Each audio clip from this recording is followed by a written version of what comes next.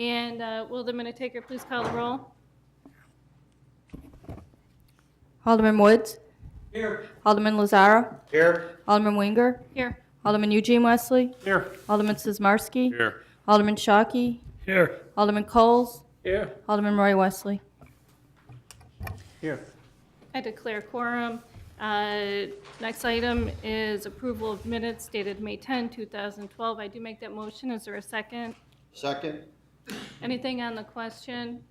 All in favor? Aye. Any opposed? Motion carries. Next item is a report and recommendation on the Choose DuPage Consortium to purchase a market analytics computer program. And with that, I'm going to ask Mr. Clicker to take us through, or Mr. Forrest. Thank you, Madam Chairman. Staff is constantly looking for tools to use to try and get additional businesses to come into town, particularly retailers, and most desirably, we would like national retailers to come into town to increase not only our sales tax base, but make Wooddale more attractive to new residents and to residents in the neighboring communities. One of the groups that Mr. Clicker has been working with very closely the last few years is Choose DuPage, which is the economic development branch of DuPage County. And in fact, as you probably recall, on his recent trip to the ICSC International Conference, we actually shared a booth with Choose DuPage, which actually worked out well for the city of Wooddale. Mr. Clicker and the city manager, I believe, made a lot of contacts that hopefully are going to pay off in the future. In the meantime, one of the new programs that we've recently become aware of is a computer company that's going to be doing some market research, and they will be have the results available for us to use as part of our marketing strategy. And with that, I'll let Mr. Clicker take it over and fill you in a little better. Okay. As Mr. Forrest explained, this is a consortium that Choose DuPage is looking to put together. They need, for this to happen, there need to be 15 communities that agree to be part of this. If 15 communities agree to be part of this group, the cost to each of the communities will be $5,000 for the first year, and there will be a maintenance annual fee of $1,000. This will allow Choose DuPage to purchase a service from a company called Buxton called Scout. And what Buxton and specifically the Scout program does is it takes information beyond your demographics, things that we don't typically in the municipal world have access to. All the shopper information, all the credit card information when people buy things. That all tracks where they come from, what they're buying, when they buy it, where they buy it. So what we have at our usual disposal is our demographics, which this is our 2010 census report. The things that retailers generally want, that they base their initial site decisions off of, are population, median household income, which is down further on the screen. Mr. Clicker, Alderman Eugene Wesley has a question. I must be missing that in our packet. If you would like copies, I have copies of it for you. I mean, I would, because out there went to that's pretty blue, Pretty small. and I even got my glasses on. Yeah, it is hard to see. So, no, I can't. It's too blue. So they look at population, they look at median household income, and they look at percentage of population that has higher than that has completed some college. So what does that mean for Wooddale when we go out and try to recruit or suggest businesses? Well, what I've done is I've taken some pages out of what are called the retailer fact sheets that we get from the International Council of Shopping Center. And this is basically a book that explains all of the retailers' demands that are looking to expand in the Chicago area, what their demands are. So as you can see, the first one that I pulled out was Smashburger. Smashburger is a business that I think would be very appropriate for Wooddale. We do have quite a few of the characteristics that they want. However, the one thing that they require or look at is a desired income range of $70,000 plus. Income for? Annual household income. Oh, gotcha, okay. So, and as you saw on the first slide, the Wooddale median household income is $63,000. That's close, But there has to be something else then to sell this site to Smashburger for us to get through that first door. Tuesday morning, it's a retailer that many are familiar with. It sells like a Marshalls, TJ Maxx type of environment. They look for a median household income of $65,000.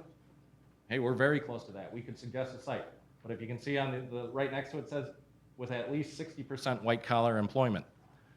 White collar employment is generally closely correlated with percentage of college graduation. Again, when you look at the Wooddale statistic on that, our bachelor's degree or higher is 20.7%.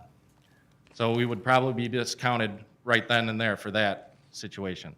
Sweet Tomatoes, a restaurant again that looks like it would be very acceptable and for the type of environment we have in Wooddale. Their desired income range is $60,000. Hey, we meet all their population requirements, but again, college or higher, over 60%. So it starts becoming difficult for us to get through that first door using standard demographics. Here's Joseph A. Bank Clothiers, $75,000 a year is their annual income. So how do we get through that first door if our demographics aren't what the retailers are typically looking for? Well, and these sheets are used by the retailers, or these are put together by the retailers as the first screening, if you will. Basically saying to the municipalities and to the shopping center owners, if you don't have this stuff, don't talk to us or prove to us why we should still talk to you. Well, without access to additional information, it's tough for us to make that case. What companies like Buxton do and their program Scout is Buxton purchases all of the shopper's information from all of the shopper cards throughout the country. They purchase a lot of the credit card information as to what purchases are made where. This is information that we in Wooddale would never have access to. They compile all that information. They compare it against national retailers' demands and trends, and also compare it against their existing sites, so that you can then begin to create a case that your site is acceptable to their needs, and that you are going to have the shoppers that are necessary, or the restaurant goers, for them to do. So here's just an example of what Buxton can do, or what Scout can do. If you can see on the map on the right, it's a map of the Dallas-Fort Worth area, and you can actually go into the map and pick a location. And this is a 10-minute drive analysis. So if you can see on the map, there's a red line that goes around a red shaded area. That is the 10-minute drive radius from that location. It then takes, in this case, they asked it to do site match reports for grocery stores. Within a 10-minute drive, it goes through, it does its calculations based on all of these matrices on the bottom here, but it says that Albertsons would be an excellent match for this location. Heb, another grocery store, would be a good match. Save-A-Lot is a fair match. And Winn-Dixie would be a mismatch. Now, the reason it's able to do that is because it has all the information on these retailers on what their typical clientele is, what their income levels are, what their shopping habits are, and it compares it to the information that they know then about this 10-minute radius from all the shopper information that they purchase as to how many people would likely shop at those stores in there. And you can do this for any type of store. You can do this for any type of location. Another thing that you're able to do with Buxton reports, it's called the leakage surplus report, or an index, I'm sorry. What this page shows, it's a little blurry, I do apologize for that, but anything that's with a line going to the right would be a surplus. Anything with a line going to the left would be a leakage. And what this can do is tell you what types of retailers your community needs more of. For instance, we might think that we need more restaurants.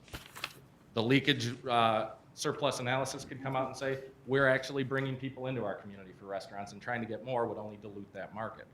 But in this case, they ran it for a mall, and you have things that are shown as a deficiency as food and beverage stores, personal care services. So those are the indicators then to a mall or to a community. These are the types of retailers we should be focusing on. So it's a very powerful tool that we generally would not have the information available to us And if we were to try and purchase this program on our own, it would be $75,000 a year with a $12,000 maintenance cost. So the opportunity to team together with Choose DuPage would save us a significant amount of money and put another very valuable and powerful tool in our tool chest.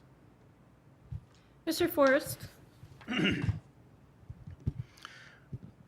I notice everybody is looking at these handouts.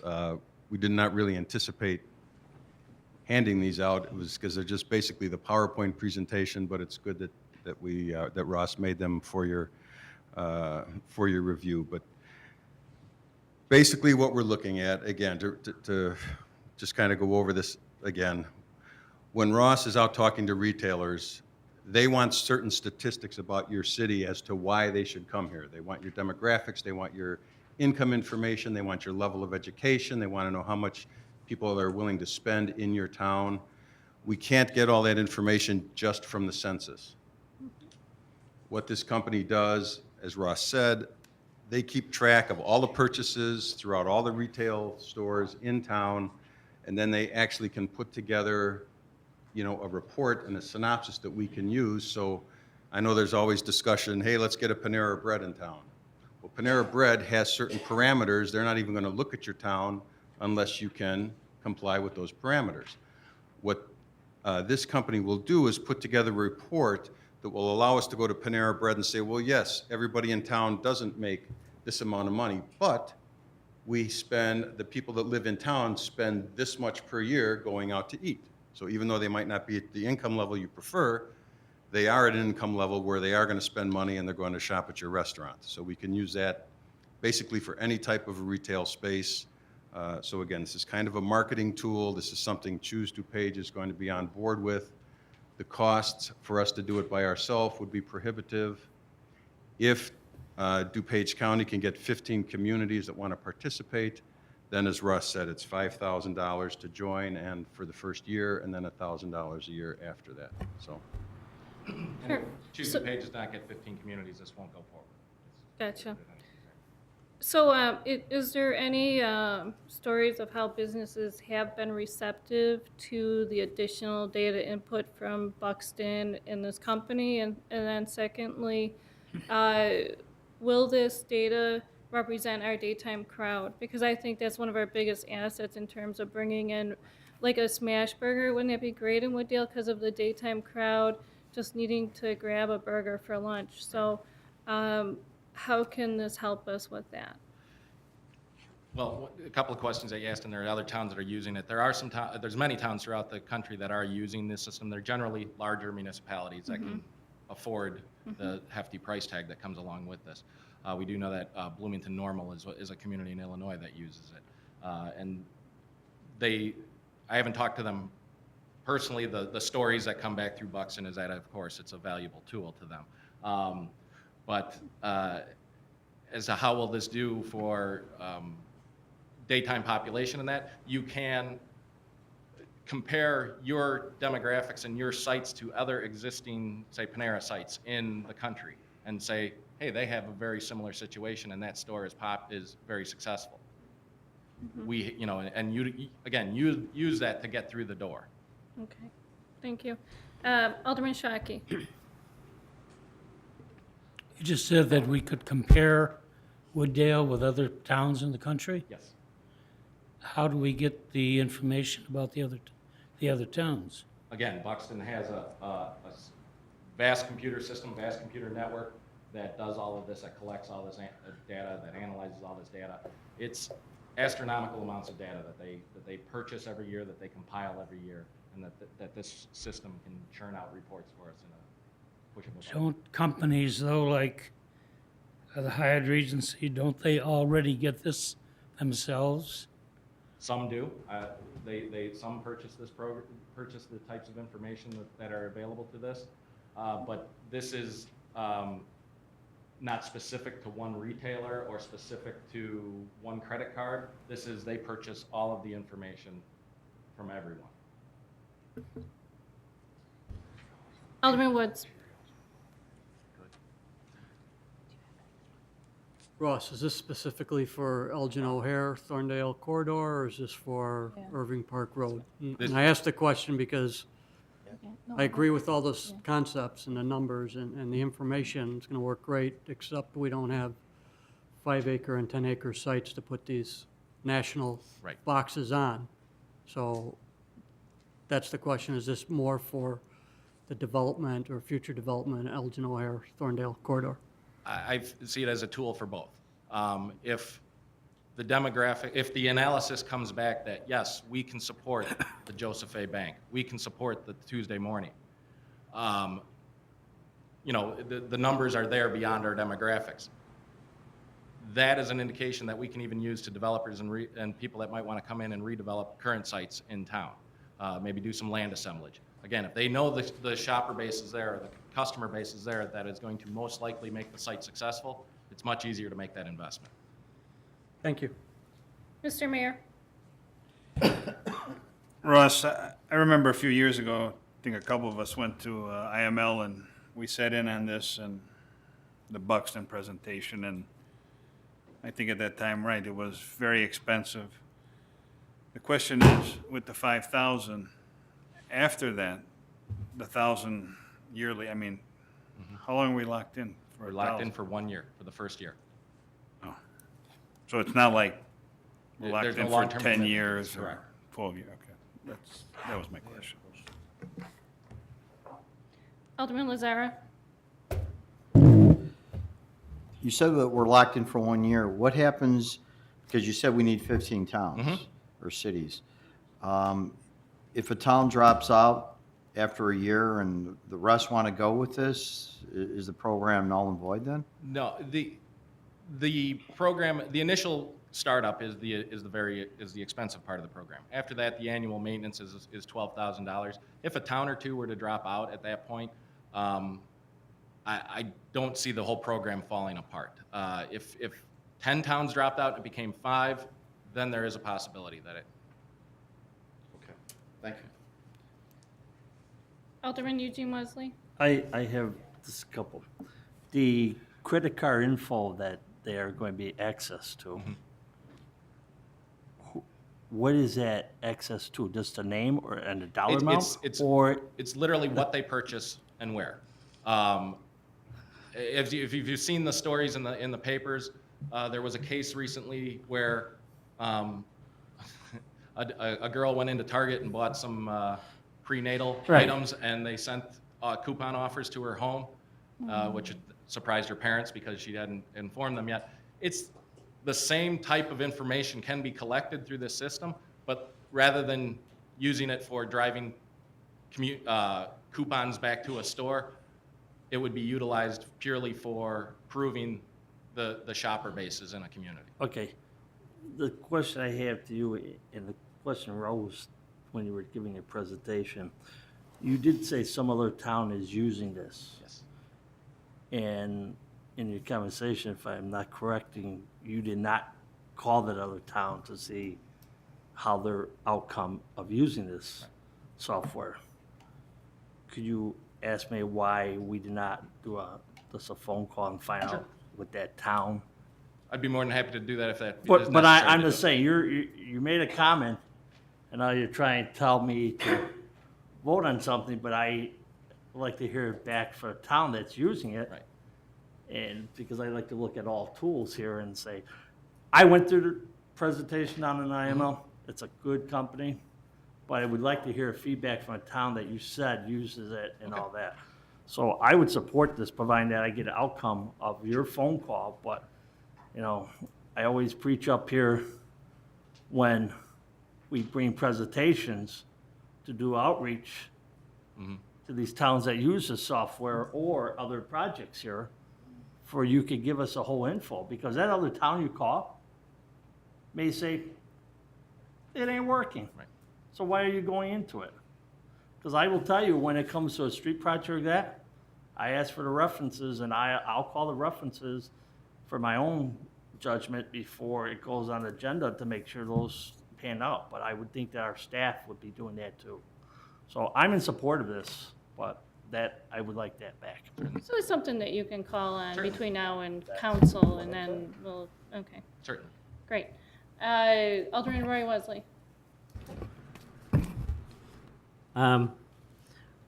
Russ, your sentence 5,000 per community. Is DuPage, is the county throwing anything into this? Choose DuPage has said that they need 15 communities to participate at $5,000 apiece. So they are looking for the municipalities to pay for the cost of the system. There's no contribution at this point from them. Not choose DuPage, Right. the county itself.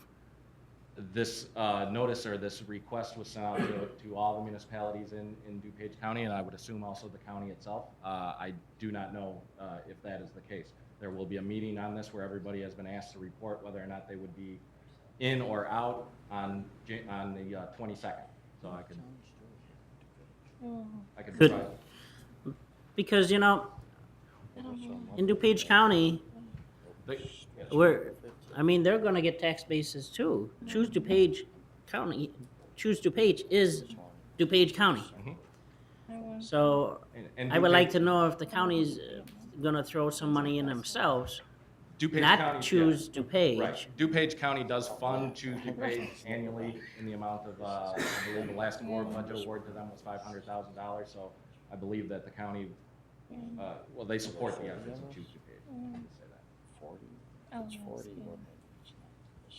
Skating around the question, but I'll end it there. So, Mr. Clicker, how many municipalities are in DuPage roughly? 32. 32. So let's say that 20 want to join. Then is the cost less? I did ask that question of Yeah. Choose DuPage, and they said no, they are keeping the pricing at $5,000 a community. And what are they going to do? Just kind of stockpile that money for future expenditures It- and, yeah. I believe that they would use it for other joint ventures that they are doing with the municipalities. Okay, and they're saying that minimum of 15 or else they're not going to go down this path? Correct. Okay. Do you know how many other municipalities are saying yes right now? I have talked to some of the surrounding municipalities and area municipalities. I do know that Itasca has indicated that they are going to be joining the consortium, and there are other communities that are considering it strongly. Okay, okay. Alderman Sizmarsky? Yeah, Russ, it's along the same lines as Alderman Woods. I know you don't want to use Elk Grove as a basis since they're in Cook County, but it is a border, you are talking about the Elgin O'Hare, so it is a border town. Right. Which would share in the business costs, which they're probably not looking at. Actually, Elk Grove does have a portion in DuPage County, so they were sent this offer to be part of this group also. Okay. Any other comments? Okay, so what we're gonna do is I'm gonna look for a motion in the affirmative and then pending the results of the discussion with Bloomington Normal and their experience with this program. Alderman Roy Wesley? If we agree on this, where's this coming out of? We could, Could it come out of tourism? It would come out of the Economic Development Fund, which comes out of tourism, yes. Okay. Okay, so does anyone, Mr. Mayor? You're also gonna follow up with the county, see if what they're, okay. Okay, and the county, okay. Is there a motion? I'll make the motion. Second. There's a motion and a second. Anything else on the question? All in favor? Aye. Aye. Any opposed? Motion carries. Next item is report and recommendation for 420 North Oak Street lot consolidation. And Mr. Forrest? Thank you, Madam Chairman. Mr. Milanowski has been a resident at 420 North Oak for some time and had the opportunity to pick up the vacant lot to the north of him, which he did. And his property at 420 North Oak is one of those homes where they kind of built the house straddling almost the whole lot. It has its minimum setback on either side, so he's unable to put a driveway around the side of his house to access the backyard to put a garage in. So he purchased this lot to the north, and now, he would like to put up a detached garage there. Our Unified Development Ordinance / zoning ordinance prohibits you putting an accessory building on a lot of record prior to a principal structure being there. So what that's done is that's caused him to have to consolidate these two lots into one lot to enable him to put a detached garage and driveway up. I've been out to the site, I've looked at it. You know, the elevations there are relatively flat. I wouldn't see the construction of a detached garage and a driveway causing any sort of drainage or flooding issues to any of the adjacent neighboring properties. So he did come forward. It was presented to the Community Development Commission, which they did approve unanimous to allow the consolidation of the lots. So that's what we have here. Okay. Seems logical. Is there any questions, comments? Alderman Eugene Wesley? I have one John, you said you went out there, look at, has our engineer look at the, I noticed he's got the plot here in our minutes. Did our engineer look at the site? Yeah. And I see if don't there may be a problem? I don't think he has. As I say, when I was out there and looked at it, I didn't really see any indication that there was going to be a problem. I mean, when they would apply for a permit, you know, the engineer would go out there and double check to be sure but, I mean, it's a Yeah. vacant lot on relatively flat elevation. Oh, well, once you pour the foundation and it's going to bring that lot up a little bit, I would assume that it's going to. Yeah, Normally you that's- I don't mean, build that's all right on done. it. Yeah, that's all grass. done in the permit review. He would have to obviously comply. And our engineer will look at that then. Yeah. Thinking we're okay. Thank you. Alderman Woods? Jen, are there any stormwater, wetland, floodplain issues? No. This is up near probably the highest elevation in the city. Okay, and then is there a garage on the house already existing? No, what they have is a paved area in the front yard of the house. It's one of those scenarios where they are forced to park in their front yard because the house is only 5 feet on the south side and 6 feet on the north side away from the property lines. So they're not able to get to access the rear yard with a vehicle. All right, thank you. Okay, then I'm going to make a motion to approve the 420 North Oak Lot consolidation recommendation. Is there a second? Second. Anything on the question? Alderman Roy Wesley? This is just for the lot thing, he would still have to come back to the zoning to build a garage, correct? Mr. Forrest? No, this is, correct, what you're voting on is to approve the lot consolidation, which at that point, that will allow him to construct the detached garage, but he would not have to go to the CDC to construct the garage. He would just be able to come in and apply for his building permit, provided the lot consolidation is approved. I mean, it would comply to the zoning. So, we're not talking about the garage here at all, so how big is this garage? We haven't received any plans yet. We don't know. The size of his garage would be dictated by the restrictions in the UDO.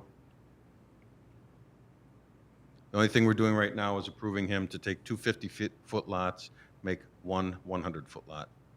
Okay, because, you know, we do have concerns with big garages at times. So, I just don't want to run into that again, so, Yes, no, the UDO addresses those parameters now. okay. Thank you. Anything else on the question? All in favor? Aye. Any opposed?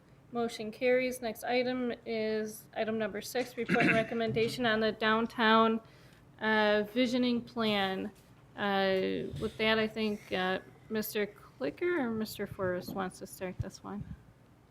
Well, again, it's, Ross has worked on this, and I'm sure you all recall that we did have a presentation by Euler Consulting to present and work for the city of Wooddale as a consultant to prepare a vision plan for the area kind of centered around Commercial and Wooddale Road. I believe it was approved at committee and at council. Some questions came up when the contract, the version of the contract was submitted for your approval. So staff did go back to Ed Euler and ask for a little more detail on what the scope of work was going to be. That's the contract that you have in front of you now. And I don't know if Mr. Clicker has anything that he would want to add to that particularly. Just that the clarification from Mueller Consulting is on page 2 of your packet on this. And I believe it clarifies the study area quite extensively, and if there are any questions on it, we'd be more than happy to try and address those. I Okay. believe it's on the back of the first page, which would technically be considered page 2. And I believe what they did was they slightly reduced the target area that, from their initial proposal. I believe they included more of the residential zoned areas in their first proposal. They've kind of narrowed the scope a little more to the commercial and then to the areas that are going to be the community. Okay, so I imagine that there may be some discussion. Does anyone wish to make a motion to put this on the table? I'll make a motion to put this on the table. I second it. On the question, Alderman Woods? John, you said this was passed at a prior committee meeting? No. Tabled. April 12th, 2012. Right, and it was tabled at council. Correct. So my first question is, why is it back at committee? Believe it actually got tabled back to committee for further discussion, so we Okay. wouldn't have to discuss it All at right, it council wasn't meeting just, night. all right, very good, thank you. Alderman Shockey? Yes, I think this area that you have covered now makes one heck of a lot more sense than the first one. It's leaving out 500 and some houses over there. But what I'd like to know is, after being on this council for quite a while, and hiring consultants, what are they going to tell us that our economic development coordinator wouldn't be able to tell us? And why not? Well, I can let Ross address that as well, but my initial response to that is what they are going to do as a consulting firm is they're actually going to come up with plans. They're going to actually come up with designs. They're going to say, we can use this space for this. This is what it's going to look like. These are the types of structures that would work here. This is what we would want to do if we want to turn Salt Creek, use it as an asset instead of looking at it as a detriment. This is how you develop it. They've got experience working with Naperville, with their Riverwalk, I believe, with Aurora and their Riverwalk. So they're used to dealing with these types of facilities. I mean, they're not just going to say, well, you should do this, this, and this. They're actually going to give us some architectural renderings that we can use to start assembling a plan. You know, okay, we're going to do this type of thing in this part of the park. We're going to do this in this part of the park. To access over here, we're going to need to put a path over here. You know, it'll be those types of, they'll actually be doing some design work as opposed to just verbiage. May I follow up? Yes, please. Now, how does this compare or go along with the items that we had looked at on Front Street? I haven't seen anything happening over there. I don't know if anything is happening. What we're doing, yeah, it's, well, let me just quickly answer the Front Street. In fact, I was out on that site with the architects today. They were out inspecting the buildings, taking measurements, making some notes. We're waiting for a site plan to be completed so that they've got a site plan prepared by a surveyor so they know exactly where the property lines are, so they know what they can do. So that project is kind of a standalone. What Euler's going to do, I mean, they would, I believe when we talked to them about that, they were kind of excited about that concept and that the city was ready to kind of move forward and start doing something with our, you know, town center area. They're going to take it to the next level as far as working on public space. What the Front Street area is right now, that those are privately owned buildings. We're going to be working with those building owners. We're going to try and improve the looks and the desirability of that section of town. And to be honest with you, I'm very hopeful that this is going to work out nicely. And personally, I think we should consider slowly moving down the street in small chunks, you know, till we've got our downtown really looking like something. This would be in addition to that, and this is geared more towards public spaces. Alderman Sizmarsky? Yeah, John, most of this all where they're gonna try and develop is all floodplain, correct? I mean, is there, until we get everything under control, why would we even think of development? I don't want it looking like Itasca where you paid all that money and it's, all you see is mud and underwater walkways that can't be used. Well, there are things that can be done there. I mean, first of all, in the floodplain and in the floodway, you are allowed to do certain types of improvements. You know, you can have ball fields, you can have parks, you can have parking lots, you can have river walks, those types of things. Those are allowable improvements in the floodplain. As far as them coming up with the concept of building buildings and things like that, I don't believe that's going to happen. You know, possibly some little incidental structures to maybe sell snacks or ice cream cones or tickets for the Ferris wheel. You know, that's a possibility. But as far as the area that they've outlined, you know, particularly once you get west of Wooddale Road, I don't believe their vision for that area are buildings necessarily.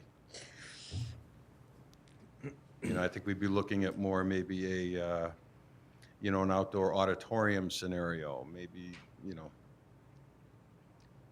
know, I think one thing that we've kind of talked about or touched on, Wooddale, excuse me, we've got some really awesome wind sculptures. Well, maybe we need to take that another step, maybe get some more wind sculptures. I know I've talked with a couple of aldermen about this. Perhaps even go towards getting some wind generators, because some of the new styles of wind generators are sculptures, they are art. So, I mean, we have maybe a sculpture garden where we're using these generators now.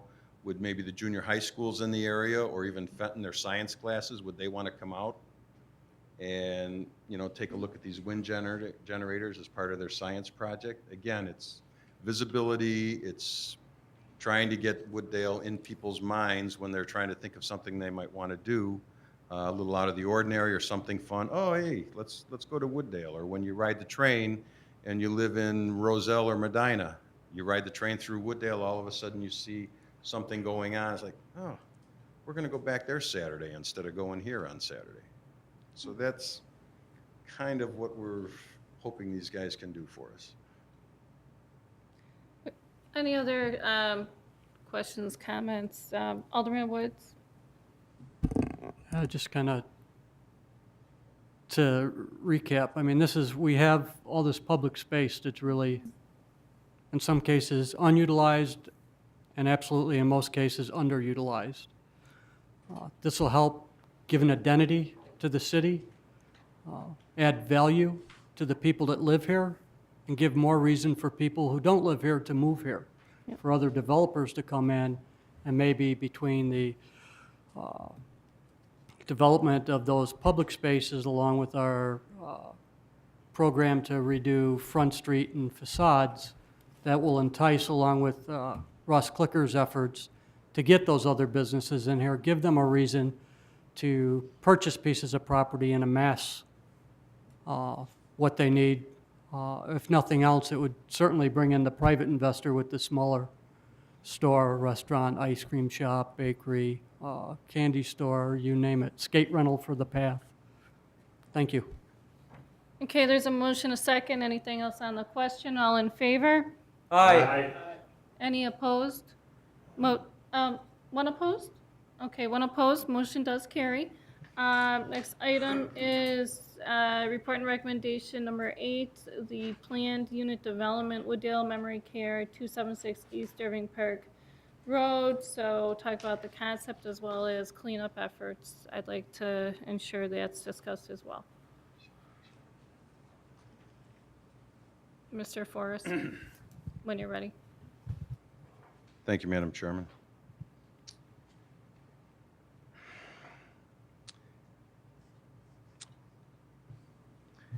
It's no secret that Wooddale Station kind of got stuck on a reef about 4 or 5 years ago, like quite a few other condominium developments throughout the country. We have worked on and off with the owners of the property for several years to help them come up with some new marketing concepts. They've done a lot of market studies themselves. They were back to council a couple of years ago, if you remember, wanting to redo the facades of the buildings and try and make them a little more attractive and do some minor alterations. Unfortunately, although we would all like it not to be this way, the condominium market has not had any significant change in the recent past, nor is it anticipated to have much of a change in the future. So Wooddale Station has tried for the last year or so to somehow come up with a concept or an idea or remarket the property with a use that could still be, you know, a good addition to Wooddale. And what they've come up with is a company that wants to build one large building there. It'll be a couple of floors of memory care, and it'll be a few floors of assisted living. I've talked to several people, you know, from other municipalities. I've talked to different consultants, kind of run this concept by them. They all think it's a great idea. They think that this is where the market's going, not only now, but for the next several years, is going to be in providing these type of facilities. As the baby boomers age, they're going to need these type of facilities to live in. Right Development was originally going to partner with this end user and be the developers and the builders of this building, but they've had some recent changes in events, and at this point it seems as though it's going to make the most sense for them to sell the property to this end user. The end user, you know, will then at that point build the building. I believe you have a conceptual, well, you've got the site plan here, I'm sorry. It's in the next, they have this in the next, yeah, okay.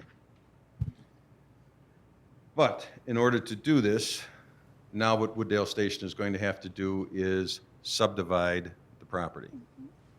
So they are going to, Wooddale Station will continue to have Lot 1 of the Wooddale Station subdivision, but they are going to subdivide a piece off of that and create a one-lot subdivision that I believe will be referred to Wooddale Memory Care Re-Subdivision. And that's basically the east 2/3 of the property that the other two high-rises were originally scheduled to be built on. The infrastructure is in place already. It's my understanding that this end user, due to several requirements, wants a building coming out of the ground before the end of the year. So it sounds like they are going to move forward pretty quickly on this. What we are going to need to do, though, is to tie things up, is this re-subdivision of the existing PUD and the developers' agreements need to be resolved and closed out. Once this is subdivided and the new end user will be taking over the property, they will have to come back to the city to get another PUD. We'll establish another PUD for the memory care building and a new developer's agreement with that specific owner of the property.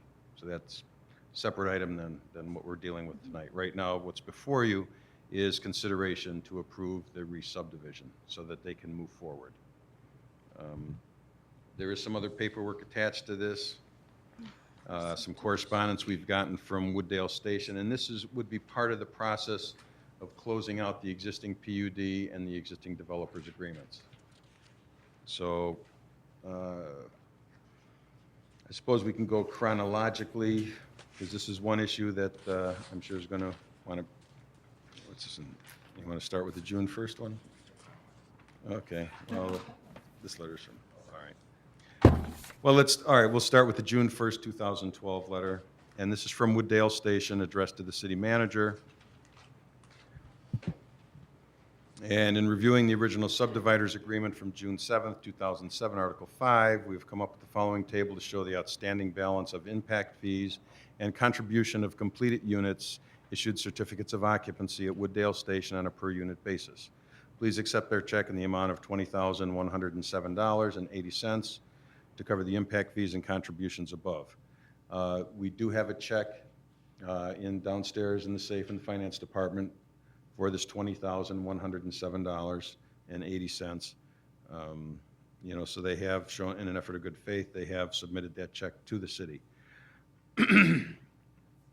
Going forward, we will work with the building department to acquire certificates of occupancy issued upon completion and payment of $1,005 for each of the last 10 residential units.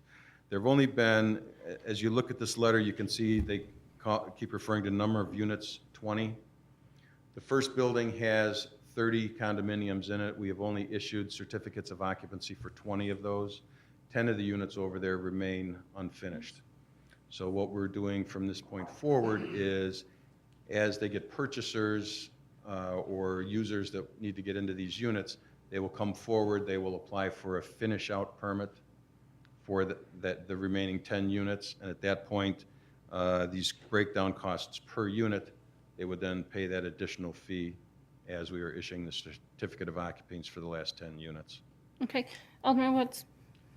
Yeah, you may have answered the question.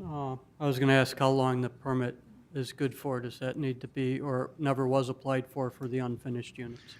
The permit itself had expired some time ago. What we did was we've kind of closed the permit on the shell building, the building permit part of it, although we still remain, we still have the letter of credit and we still have some fees that we're holding. But rather than try and extend the permit on and on and on and on when the market died, and since our code does not really address what to do with that type of scenario, we kind of looked at this building like we look at some of the industrial buildings. When somebody comes in to build an industrial building that's a multi-tenant, multi-user building, you issue a shell permit, they call it. And again, you're in the business, you're probably familiar with that. The contractor builds this shell building, he puts up the partitions to subdivide the units, and then you close out the permit. As he gets a tenant or an owner for that particular unit, they come in, we issue a separate permit for the finish out of that unit. They do their work, we issue them an occupancy certificate, and we just sort of work our way through the puzzle until it's completed. So that's the first building over there, that's how we handled that, the building permit, which expired several years ago. And in the subdivision, how does that work out for the existing condominium building as far as what was promised those owners and what they're actually going to receive? Obviously, they're not going to get the other two buildings. I get that part. But as far as other amenities, parking spaces and any of that, is any of that being affected, or that's going to remain the same? That'll remain the same, and each one of these buildings were standalone. All the parking and so forth, needed for each individual building was provided at the time. Okay, thanks. Alderman Suzumarski. John, when the gentleman was here last time, we went over lot coverage. He wanted to change or add to what he was going to do. He said he was going to fill it out all the way to every end. Does that still stay the same? We haven't actually seen a site plan that's progressed past the conceptual point at this time. Perhaps Mr. Thornton would want to address that, but it's my understanding from the preliminary meetings that we've had with them, due to the type of use of this facility, they would actually be providing more green space and a little bit less parking. It's not anticipated that the residents are going to be doing a whole lot of driving, particularly from at least two of the floors. And it would be advantageous to them when they're building this building to add some park-like space, some benches, maybe a walking area, a sitting area, that type of thing. I want to call on Alderman Coles, but before I do, is the next phase of this discussion, we'll go to the May 28th letter? Is that where you're kind of going to take us next, or? Yeah, this is basically just kind of giving some indication on how the, if you go back to the June 1st letter,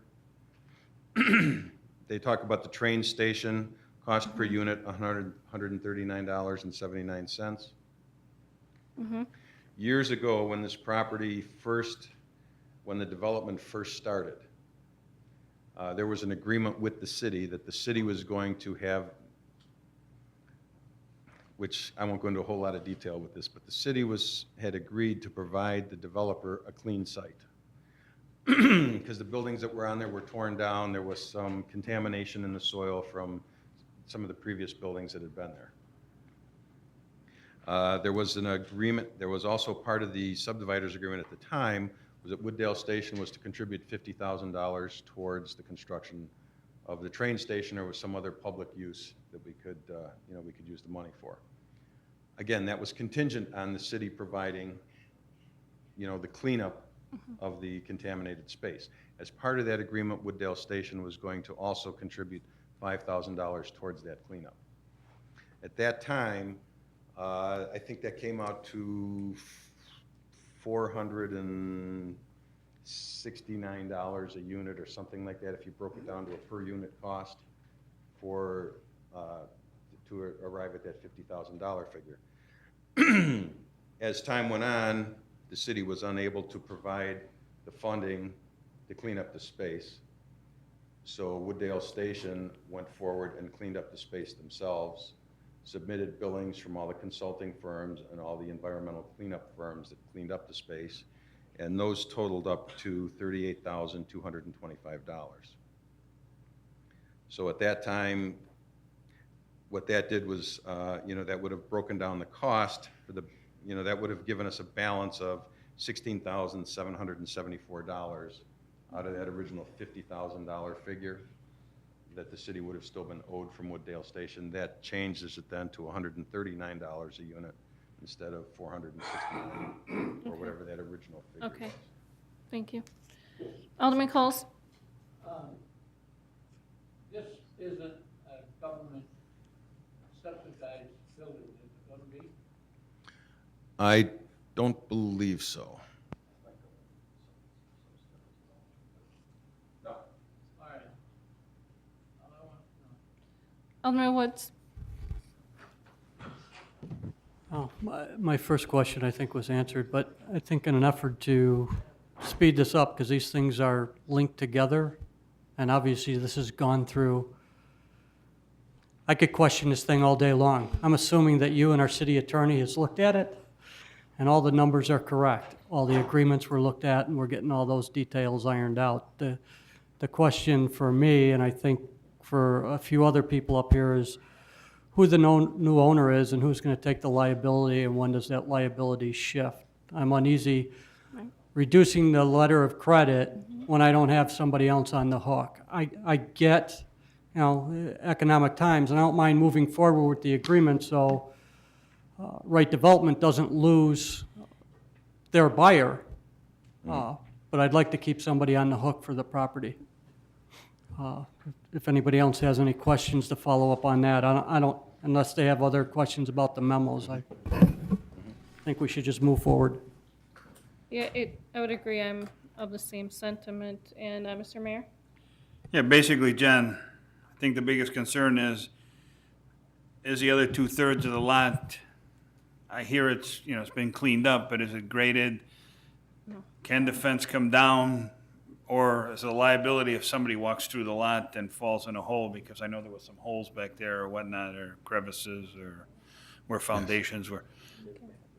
Because I understand it's a simple re-subdivision, but is the lot ready to go, to be turned over to the new guy? I haven't walked every square inch of the lot, but I've been over there a couple of times in the last few days because there was a contractor there leveling out the lot, taking garbage and debris off the site. They are supposed to be back out there, it's my understanding, tomorrow to complete, removing the weeds, taking the weeds down, cutting the grass in the parkway. One of the requirements that we had imposed on Wooddale Station was to have the fence removed as well. I did receive a letter last thing this afternoon from Wooddale Station. I made copies that I'll pass out to you because we don't necessarily have to vote on that or anything tonight. I know you love these, but I did, as I say, I got it last thing this afternoon, so there's no time to put it in the packet. But in that letter, Wooddale Station is requesting permission from the city to keep that fence up, strictly from a liability standpoint. Although it's no secret, the fence does not go all the way around the entire site. It does go around 3 sides of it, and I mean, a site like this can be considered an attractive nuisance for kids as they're going, up and down the sidewalk, so it would deter kids from just immediately being able to easily access the site. If somebody wants to get in there, obviously all they have to do is walk around to the railroad side and they can access the site if they want to. It's not my decision to make. That's something that you as the council will have to give staff direction on, but I will get you a copy of the letter from Wooddale Station requesting they be allowed to keep the fence. They do anticipate the new owners moving forward pretty quickly, and at that point, they're going to have to put a fence up anyway. And let me see. I'm sorry, let me find it. You get the copy of that? Alderman Woods? Yeah, John, everything you said is true, and some of that's just fortifies my reason for keeping that bond higher. If this is moving fast, we're talking another week. I'm just uncomfortable. We're approving rezoning, re-subdivision, PUD, amendments, reduce the letter of credit all at one time.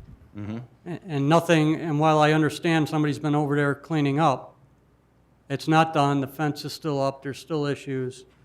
We want the fence because there's potential liability. You know, like you said, it could be a nuisance hazard. I don't see the harm of taking that off the table and letting this go through and reducing that letter of credit on its own a week from today when we can see that there's something substantial done. I mean, we've been talking about this for a while, Yes. in all fairness. Alderman Susmarski? Alderman Woods pretty much hit everything, but I was also going to add to it, maybe if they want to keep that fence, could we get a privacy fence up there, a green tarp to show that they do have intentions of doing something and not have to see it all the time? Kevin Thornton from Right Development is here, and, you know, he'd like to address the council and make a few comments. I think the thing that's important here tonight, you know, whether we go ahead and vote on this or table it or change it or whatever, I think it's really important that the purchaser and new developer of the rest of this property get a feeling from the council that we're going to support this and we're going to go forward with them. And then if all of the agreements are prepared to everybody's satisfaction, that we're going to approve this and let them go with it. So I think that's an important point that we have to, you know, convey to him tonight, if you think it's a good idea. Sure. But, Okay. So I'm going to call in a few others, and then I'll recognize Mr. Thornton. Mr. Mayor? John, basically, I think it was a unanimous vote before on passing this project, so I don't think that's the hangup. We talked about restoring that property and taking the fence down, and then I hear we want to keep the fence up because of a liability. And well, if the property's restored, what kind of liability is there other than normal? I mean, and because the question here is, and I'm sure the attorney next week will give us the explanation, well, what we're talking about here specifically the letter of credit, the first building is done, he's selling this property, and I could hear all the legal stuff already. And naturally, I'll feel more comfortable once he's given his opinion. Right. And I know he's looked this over, but, you know. Yeah, the attorney's office they have reviewed all these correspondence, all these memos and everything. They have reviewed and approved them. One thing you have to keep in mind is that there are minimal actual public improvements on this property. Everything, the stormwater system is all going to remain under private ownership of whoever owns that property. Water and sanitary, the hookups to this building were basically just considered service runs. I mean, they did not have to extend any mains or anything like that. They did put fire hydrants in, I believe. So, you know, again, as far as public improvements, they're minimal. They are grading out the site. As I say, that's pretty much completed. I mean, it looks 100% better out there. It still looks a little rugged, but again, it's a site under development. There are some transformers out there. There are some storm sewers and so forth, you know, structures that are sticking up out of the ground. Personally, if the fence comes down or stays up, you know, that's up to you to decide. I'll let the owner of the property address his liability issue, but in general, I think the site is going to be a lot safer, and it's going to be at least a little more attractive short-term while we're waiting for this new project to get going. Alderman Coles? Fence is down, but pole is still up. I go by there every morning. They took the fence down, but they left all the poles up. So the poles are still, or did they take them down today? The fence is still up. Not on the Wooddale side, on the Urban Park side. Still that Yeah. I go by it every day. Just out there at Well, you- 7:20 today. Kevin, you gotta talk with the. I'm sorry. Oh, the Okay. fence, the gate, you may have gone by there, the gates, they have rather, really large gates, those may have been open, maybe that's what That's caught the your only thing eye. that's there. The fence is still up, though, I was there, drove by there on my way to the meeting tonight. Then I'm blind in the morning. Oh, my goodness. Okay. Okay, Alderman Barry Wesley. You know, we sit up here and try to, we want businesses to come in to the city. And now we're sitting up here right